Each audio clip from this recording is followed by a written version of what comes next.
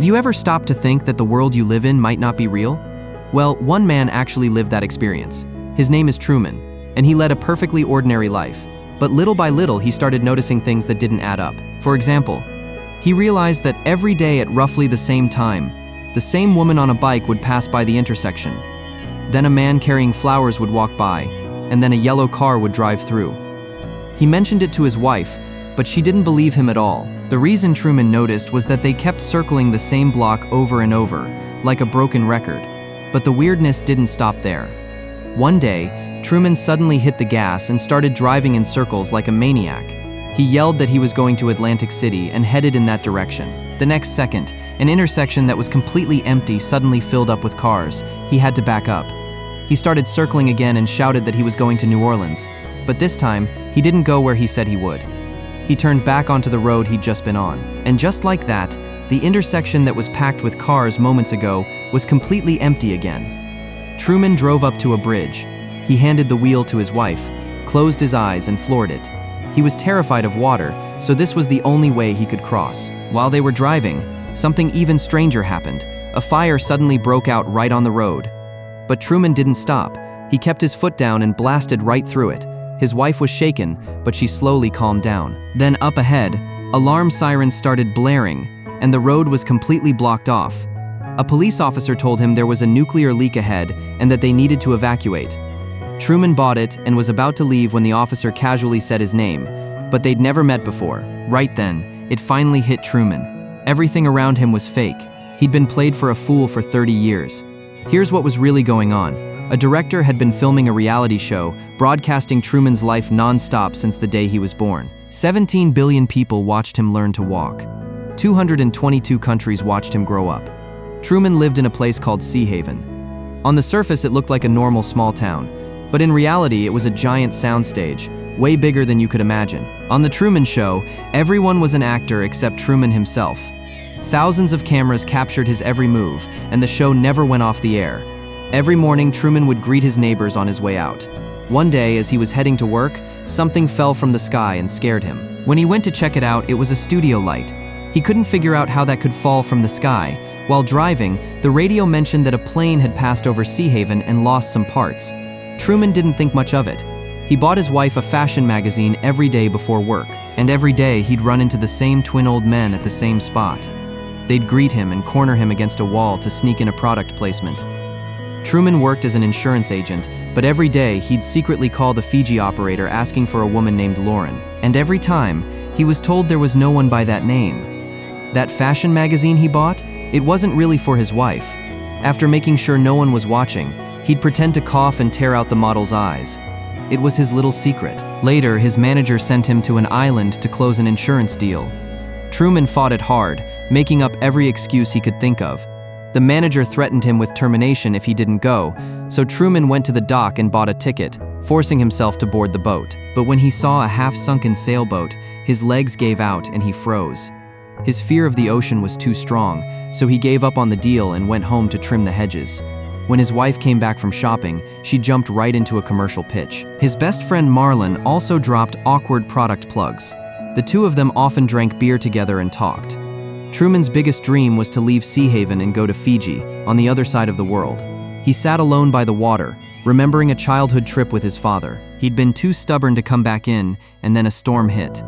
His father fell overboard and never came back up. That was why Truman was so scared of the ocean. While he was lost in thought, it started raining, but the weird part was, the rain only fell on him. No matter where he ran, it followed. Back home, Truman told his wife he wanted to travel the world.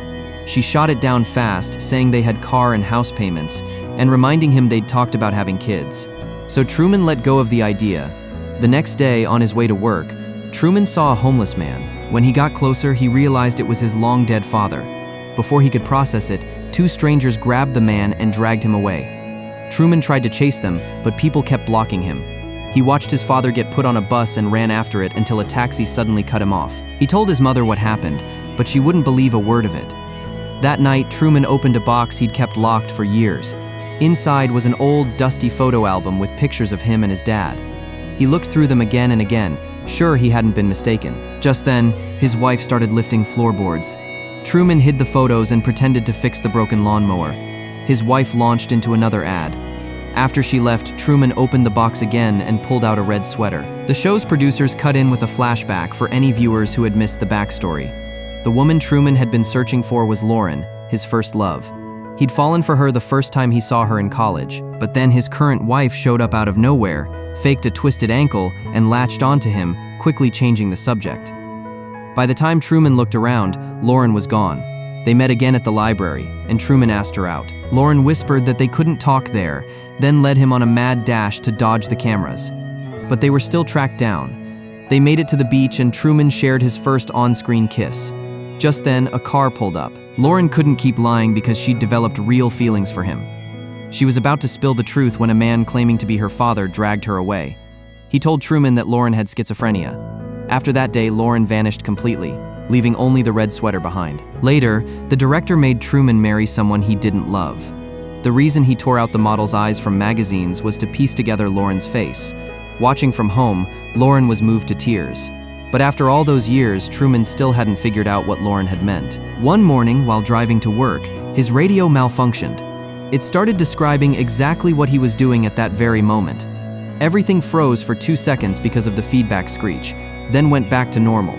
The radio station claimed they'd accidentally switched to a police channel. But this time, Truman wasn't buying it. Instead of going to work, he wandered the streets and quietly observed everyone around him. And he found it. Every person showed up at the same place, at the same time every day, even the cars. Someone was even tailing him. Truman started running in random directions and burst into a building he'd never been in. But when he stepped into the elevator, it was actually a break room. 2 security guards shoved him out. He ran into an alley and grabbed a worker to ask what was going on, but the guy didn't react at all. Everything was off. Truman started doubting the world he lived in and became more determined than ever to leave. That night, the director sent Truman's mother to visit, pushing the couple to have a baby, hoping to lock him down. But when Truman looked at his wedding photo, he noticed his wife's fingers were crossed. That gesture meant she was lying, which meant their marriage was a sham. The next day, Truman tried to talk to her, but she acted nervous and said she had a big surgery to do. Truman got suspicious and followed her. At the hospital, a nurse stopped him, refusing to let him see his wife. Truman pretended to leave, then circled back. A bunch of wheelchair-bound patients rolled toward him like they were blocking his way, but he dodged them. Another worker with a cart kept zigzagging to keep him from passing. He finally reached the operating room, and what he saw shocked him. Right as the surgeon was about to make the cut, the sedated patient suddenly woke up. Before he could see more, security dragged him out. Truman packed up and went to a travel agency to book a ticket to Fiji.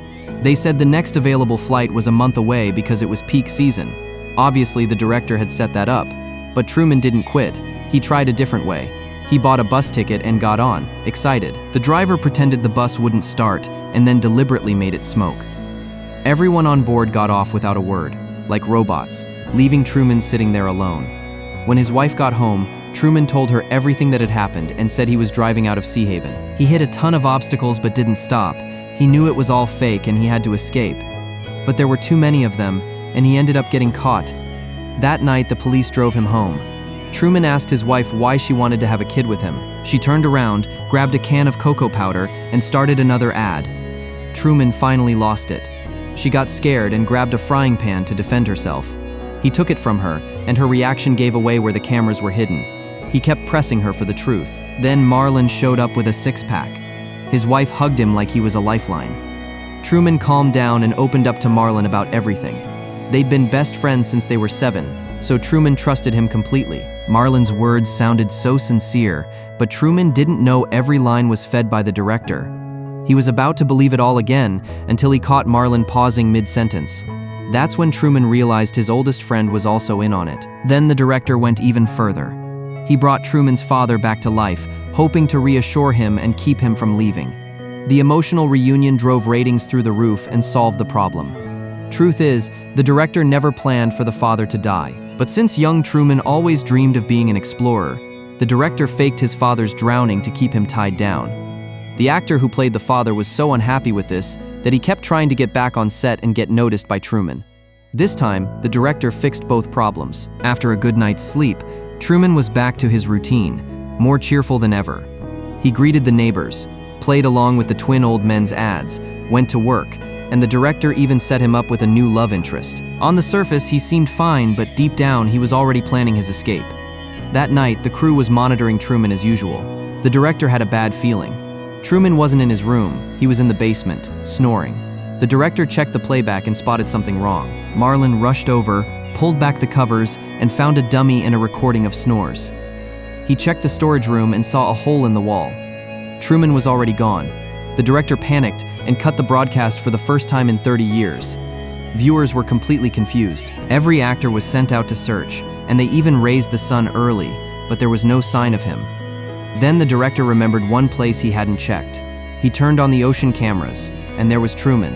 The show went live again, and the audience perked up. Truman had conquered his fear of the ocean and was sailing toward Fiji. He pulled a piece of paper from his pocket. It was Lauren's face, carefully pieced together. Lauren, watching from home, cried tears of joy.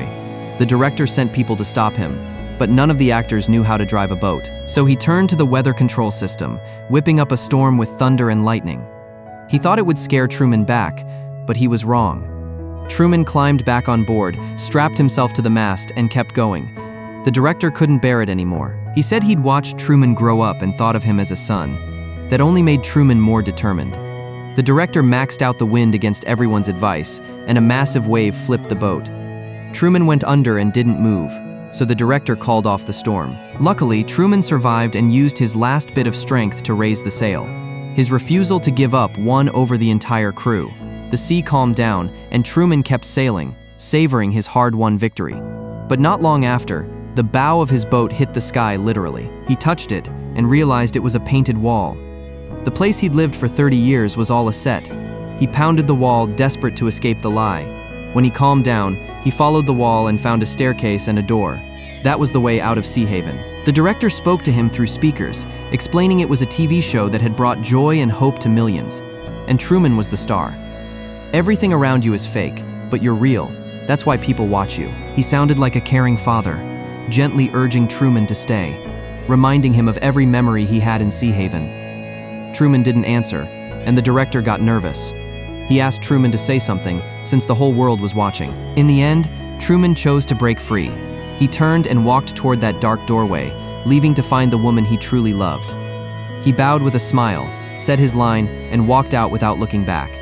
The whole world cheered for him. The Truman Show, which had run for 30 years, was finally over. After watching this story, you can't help but wonder, are we all living in our own version of Sea Haven? We go through the motions every day, walking the same paths, seeing the same faces, saying the same things. Sometimes we sense something is off, but we tell ourselves to stop overthinking it. What made Truman brave was his willingness to face the wrongness and walk through that door, even into the unknown. How many of us in real life have that kind of courage? Maybe we can't all flip a boat or sail across an ocean, but we can try not to let other people write our scripts. We can try to find our own path, because true freedom isn't about where your body is, it's about having a heart that dares to say no more.